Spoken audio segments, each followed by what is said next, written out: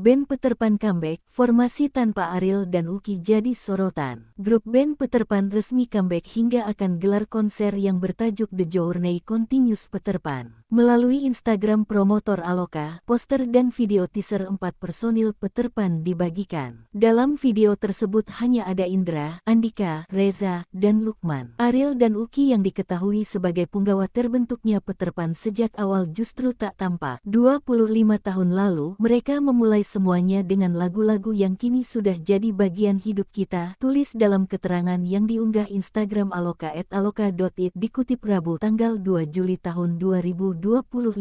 Mereka yang pernah mengawali perjalanan kini melangkah lebih dulu, lanjut dalam keterangan. Dengan kembalinya Peter Pan di kancah musik tanah air, dipastikan mereka akan memberikan warna baru dan memulai perjalanan baru. Kini, sebuah perjalanan dimulai kembali, tulis Aloka. Konser perdana Peteran nantinya akan digelar di Bandung pada tanggal 31 Agustus tahun 2025 mendatang. Sontak saja postingan tersebut langsung dibanjiri komentar dari netizen dan para fans. Banyak yang menyoroti Ariel dan Uki yang tak ikut serta dalam kembalinya band Peter Pan itu. Namun ada juga yang tetap mendukung keputusan dari 4 personil